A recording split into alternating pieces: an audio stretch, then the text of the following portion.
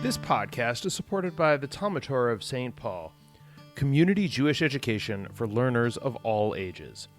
Connect to your Jewish identity, heritage, and community, and become a lifelong Jewish learner. Learn more at ttsp.org.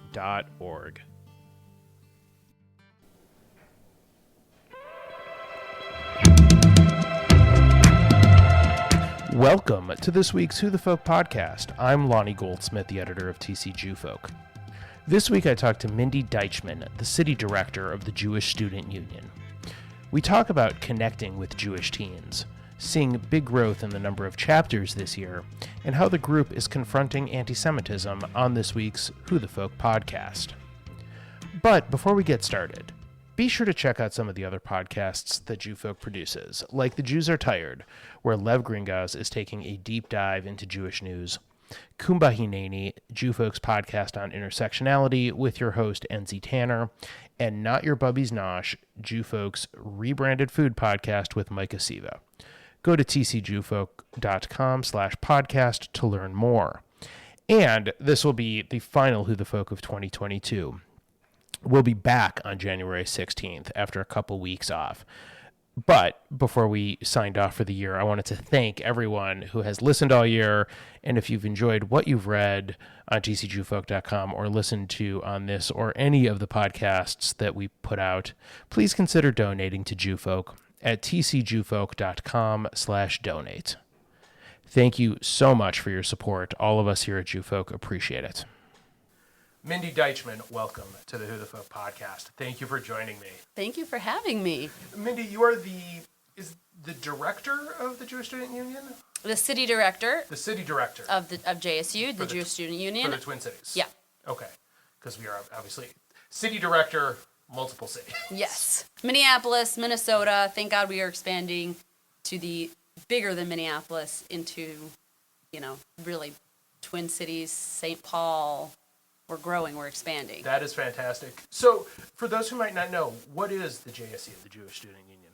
JSU is a club that is it was started in public schools for the Jewish students to have a place, to have a space, to come together, to either, it really is so many things. It is for the Jewish students to come together when, unfortunately, maybe there's things going on in the school against the Jewish students. It's also a nice place for the Jewish students to just meet new students in their school or other Jewish students that they never knew existed. It's a place for the Jewish students to have fun, have discussions, and as well, JSU provides outside school opportunities as well. What kind of outside school opportunities? So we have actually coming up, every year we go on a relief mission trip. We go to disaster-struck areas and we volunteer. Oh. So we go for about 5 days, typically over a weekend, usually President's Day weekend. This year we are going to Houston. In the past we've been to Puerto Rico, we've been to New Orleans, and we volunteer. And we volunteer for Habitat for Humanity, and we rebuild homes and work in fields and cleaning up areas and feeding the homeless and really whatever is needed in that specific city, we come and we volunteer. Oh, that's really cool. Yeah, so that's one of the things that we do. We have bi-weekly latte and learns, which we have the kids come to Starbucks, and we provide free coffee, and we learn a little bit more about Judaism. We have Friday night Shabbat dinner experiences, and sometimes it's the teens that will sometimes want more. They'll give their own ideas, and what's really nice about these outside of club experiences is all the teens from all the JSU clubs are invited to them.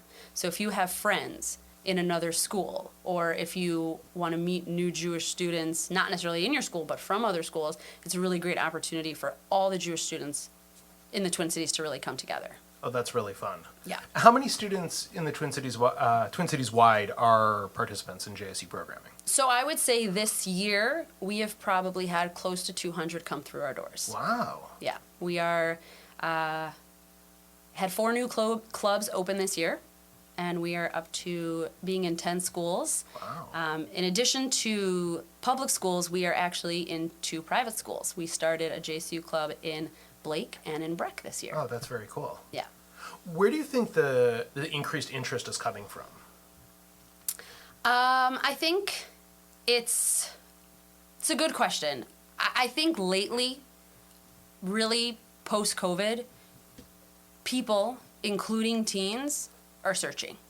They really want more. They're really looking for deeper meaning. They're looking to really learn more and touch base with their Judaism, because that's really close to them and it's a very sensitive topic.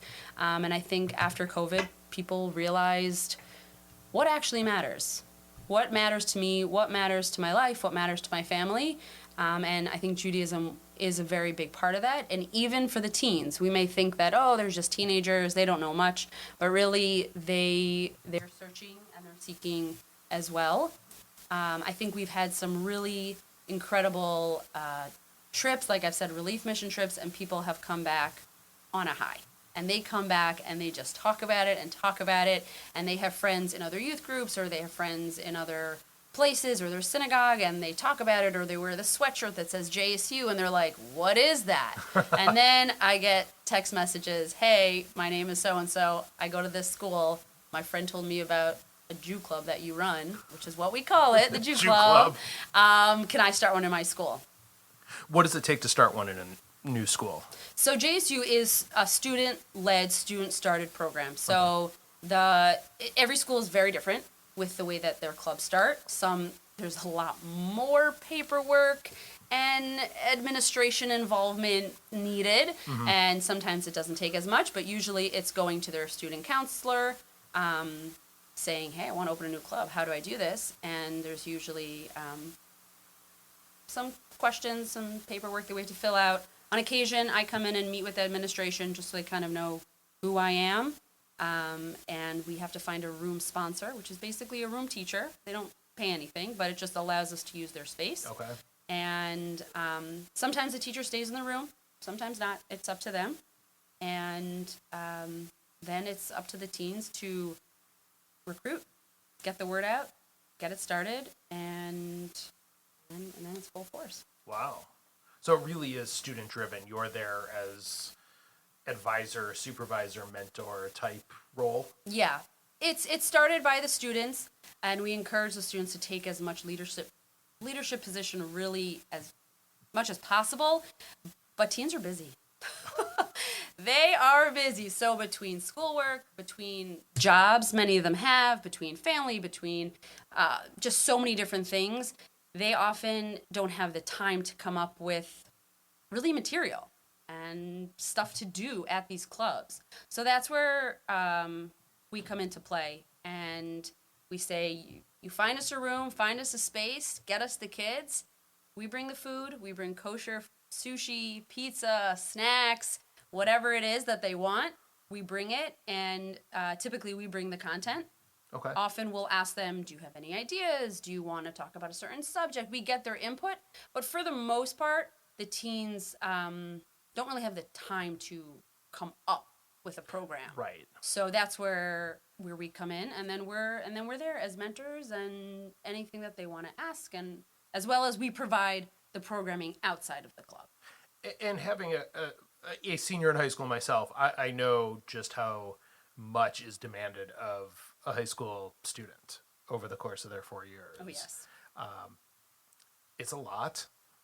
There's so much more asked of them, I think, than when I was a teenager, certainly. Yes. And the expectations and the college application process and all of the things that come with being a high school student right now is just so different. So what's really nice about JSU is that we don't have a curriculum. So if teens want to come, or they're in a sport, let's say, so they're busy all of fall. They can't come, right? Every day after school, they're going to play tennis. But that's okay, because JSU, come whenever you want. If you're only able to come for the first 20 minutes because you have an appointment or because you're meeting with a teacher afterwards, no problem. Come, grab a slice of pizza, say hello. Maybe you can join in the discussion, the game, the activity, whatever it may be, and then no problem. And that's also, I think, what helps JSU be so successful, is that there is no commitment. So if you're only able to come a couple of times, or only able to come for part of the year, only able to come for part of the time, That's okay. And it's a pretty low pressure, low stakes commitment. Yeah, low stakes, and also it's we don't want it to be another class period. Right. So when they come in, it's chilled, it's relaxed, nobody's sitting in desks, everyone's kind of walking around.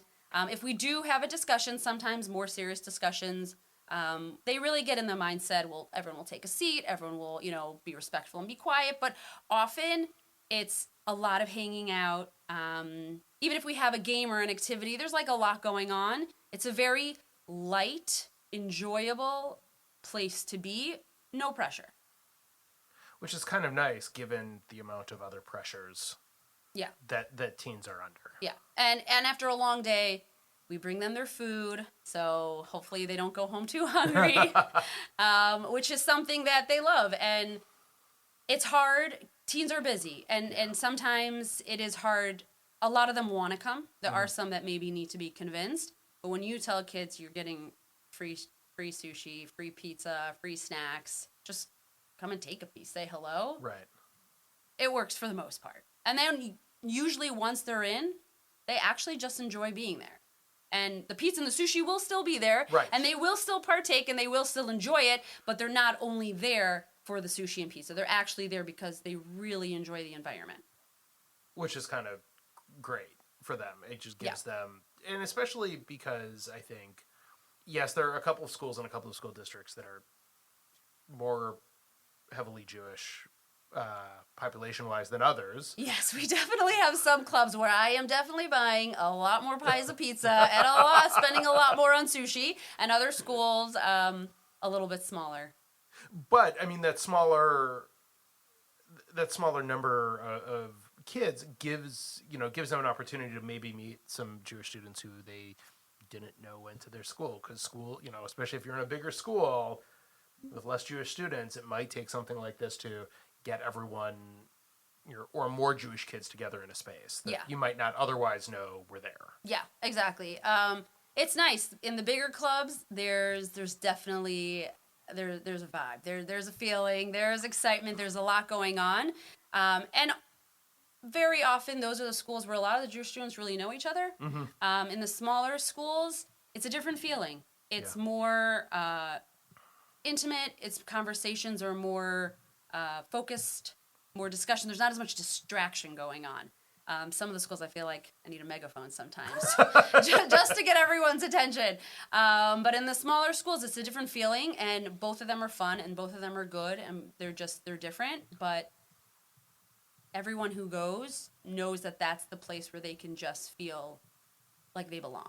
And I would think the discussions that take place in those larger groups probably have sort of a different vibe to them than in the smaller settings. Yeah, there's definitely, there's also a lot more opinions. So when you go around the circle... Among Jewish teenagers? Really? So there'll be, there's a lot more going on, maybe a lot more for me to balance, to control, to manage. Okay.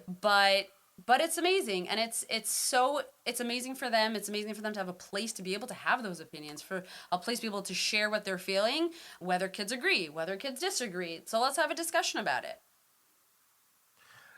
I mean, and it's great that you're willing to have those discussions and that they're willing to give their opinions. I mean, again, Jewish teenagers giving their opinions, I mean, not a difficult thing to do. Correct. In my experience. but in that setting, it's different than like when you're just sitting at a friend's house or sitting around the dinner table. Yeah. It's a very different, very open setting. Yeah, it's we make it a place where everyone can have their opinion, and you could agree, you could disagree, but it's also a place where I think it also starts where at the beginning we say, if you're a part of any youth group and you have events going on, you're a Jewish student and we just want to share Jewish information and Jewish going on. So if you go to a certain youth group and you have a convention, or if you have a party, tell everyone about it, share everyone about it. So it really is a space for Jewish students to share Jewishly whatever, anything is going on, anything that they're involved in Jewishly. So I think from the get-go, the students feel like, oh, this is a place where I can really share what I feel, and what, I can go to a different youth group than you, but I can share what's going on in my youth group, and encourage people to come, and you could do the same. And because JSU is national, they may have friends who, whether they're somebody they met at camp or through USY or BBYO, who are involved in their JSU chapter at their school in Kansas City or St. Louis or Omaha or wherever, and there is sort of that connection, that common bond that comes from. Exactly, because JSU is a club. It's not a youth group. Right. So we often have, most of our presidents are also BBYO presidents or also USY presidents. And that's what's so nice about it, and it is a national thing. One of the, when we go on these relief mission trips, like right now, we are going to be going with the JSUers from Chicago. Oh. So that'll be a nice chance for them to meet other Jewish students who are in the same club as them. Maybe they happen to be in the same youth group as well. But that's what's also really nice. It's just a place for Jewish students, no matter where you go to synagogue, no matter what youth group you go to. You all go to a public school or now a private school, and you are in the minority. So this is a place where you can just come together and you all just understand each other. There's just an understanding that non-Jewish students they just can't relate to, and it's not bad. It's just they can't relate.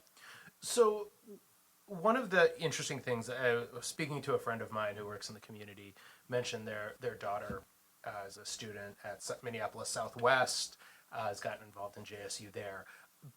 She mentioned to me, though, that a number of her daughter's friends who aren't Jewish have been coming and have been getting interested in sort of, is it the discussions that take place? The free food probably doesn't hurt, but I guess what is something that might draw a student who isn't Jewish, and what are some of the conversations that are happening in that kind of space? So because we have it in public schools, private schools as well, but it's open to everybody. Right. You can't tell anyone that they can't come. Okay. So any non-Jewish students that come is typically because their Jewish friends are going and they want to tag along, or they tell them just come. Like, it's not a big deal. We don't do anything too Jewish. Right. Like, we're not doing anything religious or anything like that. So we're just like having Jewish discussions. Just come. There is a balance, and every school is different, and depending the teens or the presidents or the board, the opinions vary. On one hand, we like when non-Jewish students come, because I have felt and I have had real conversations with non-Jewish students who have come, who actually become much more sensitive to Jewish students and to what they're going through, because they realize that, it's not just, my friend is Jewish, okay, that's the religion, but it's a whole part of them, and it's so much deeper.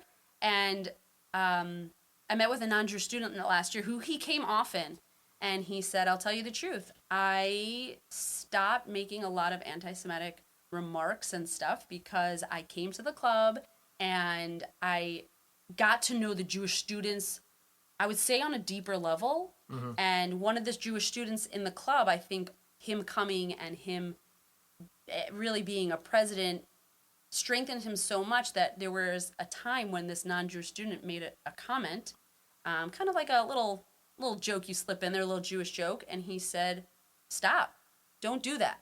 You can't make jokes like that to me." And he really stood up for himself and really the Jewish people. And he said after that, he found himself, the non-Jewish student found himself really controlling himself and really like, these are real people with real feelings, with a real background. So on one hand, there's a huge power to having the non-Jewish students come and experience and listen to what the Jewish students are going through. Mm-hmm. It could be fun stuff also. It's not, our club is not all like serious and all talk about like antisemitism. Right. There's times, but that's not what it's all about. Right. But then on the other hand, we also balance with, this is a Jewish club for Jewish students to have what we sometimes call a safe space. Mm-hmm. And we just want to be able to talk with each other, and I wouldn't say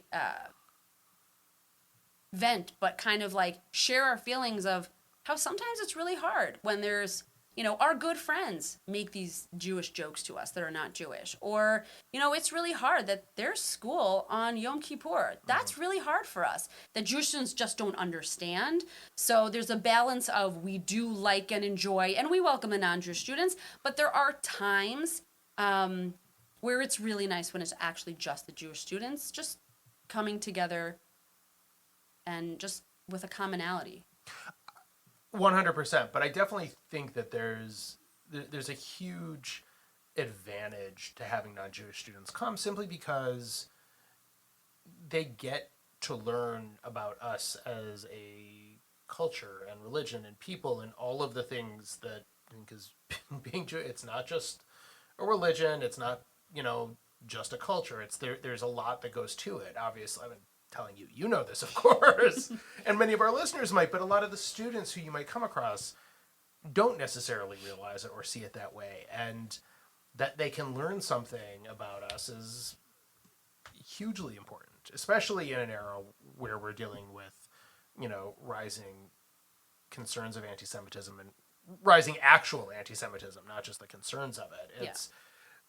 I think there's a lot of opportunity there to reach a younger generation that may not have exposure to us in that setting otherwise. Yeah, no, that's definitely, and that is why we allow it, and we I would never ask a non-Jew to leave, but there also is that piece of it that at times when just the Jewish students kind of want to just share their feelings. It's hard. Sometimes it's really hard. It's hard to be in the minority. It's hard that even my own friends just don't get me sometimes. So there's also that piece of it. But something incredible that we did last year, it was actually in St. Louis Park High School. As part of JSU, we brought in a Holocaust survivor.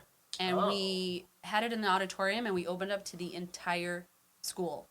And she told her story, and it was helped through JFCS, and it was unbelievable. It was unbelievable for the Jewish students to feel like, look what we brought to the auditorium, look what we are sharing. We have someone to be able to share our story with everybody. And then the feedback we got from the non-Jewish students and the teachers. There was a non-Jewish student afterwards who came over to the Holocaust survivor just sobbing. It was as a teenager. How grateful and how thankful he was that she came to share her story. So there are opportunities and times where, unfortunately, there's not as many Holocaust survivors left, and it is getting more challenging to be able to get the survivors, but we have been in touch with JFCS to hopefully get, they call them second gen or the children or even grandchildren of survivors in order to be able to share, but not just with the Jewish students, because unfortunately there's a lot of Jewish students who also are a little bit more far removed from the Holocaust, just because generationally it's getting further away. And if you haven't had a grandparent, or really for them, really great grandparents who went through it, you're a little bit more disconnected. I would say even the Jewish students, but the non-Jewish students, it was a really incredible opportunity that JSU brought to the entire school, the entire public school. So we do try to have opportunities like that as well, for everybody to learn. Well, it's incredible, and hopefully you'll be able to get more opportunities to do that in this and coming school years, to be able to bring those opportunities to students, because those, I think in this, comes from having these conversations with folks at JCRC. There's like, once you expose people to that kind of testimony, it changes their attitudes and understandings and everything about what happened. 100%. And it's hard to bring in just like educational material because it's not as captivating, it's not as interesting. No, but not if at you all. see, she is probably getting close to 100 years old, and you see this woman who, walks up on stage, and you can't help but get this feeling of like, wow. And it was an optional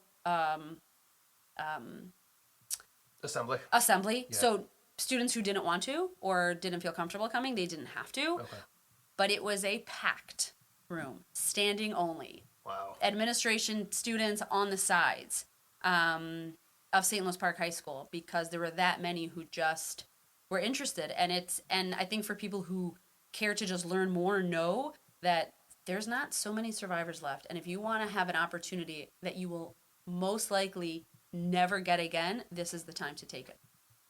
For sure. And again, it's great that you and JSU are helping to bring those opportunities to students. How can people get involved in JSU, bring JSU to their school, find out if their school currently has a club? What's the best way to do that?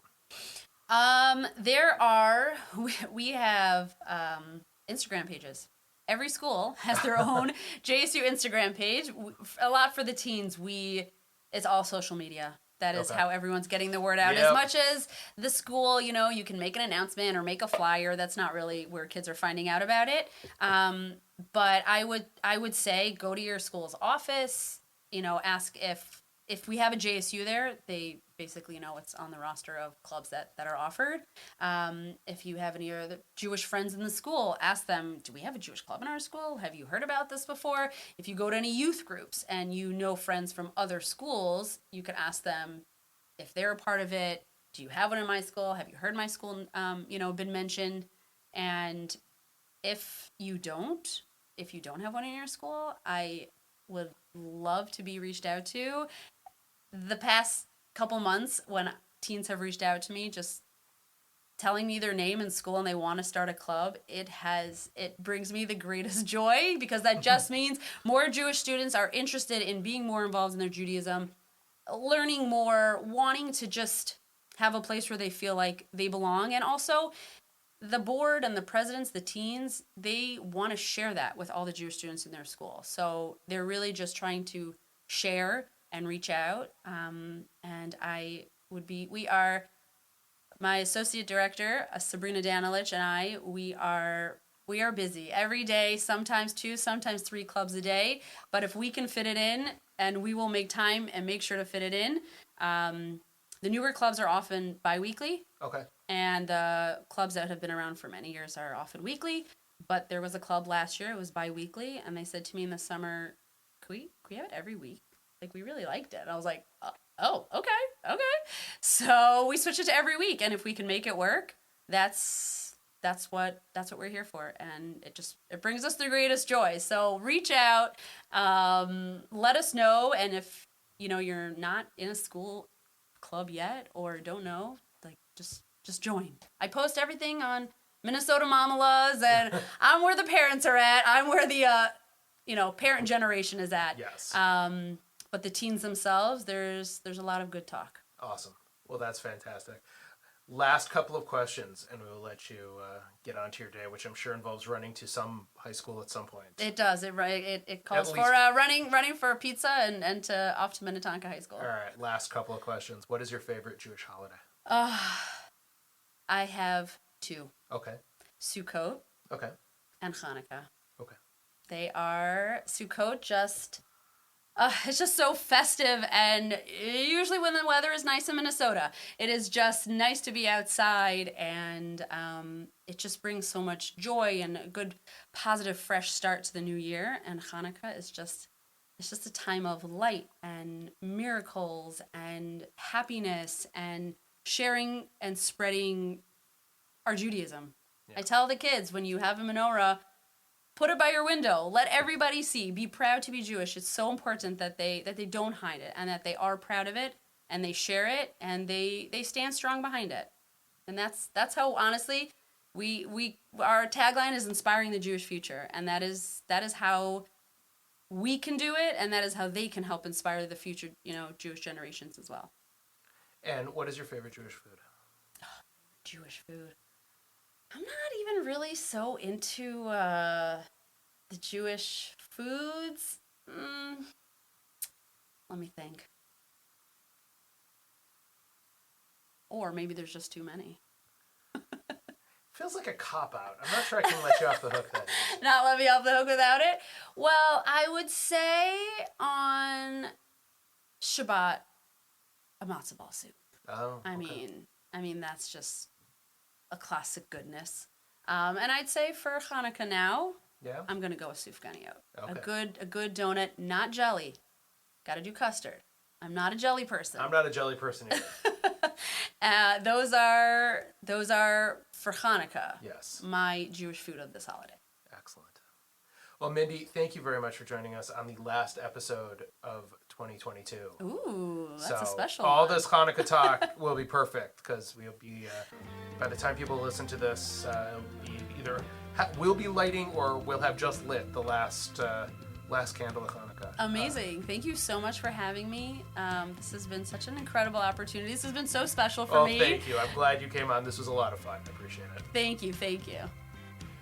The Who the Folk podcast is part of the Jew Folk Podcast Network, a product of Jew Folk Inc. Please subscribe, rate, and review the show wherever you get your podcasts. If you have suggestions for other podcast guests, please email them to me at editor@tcjewfolk.com.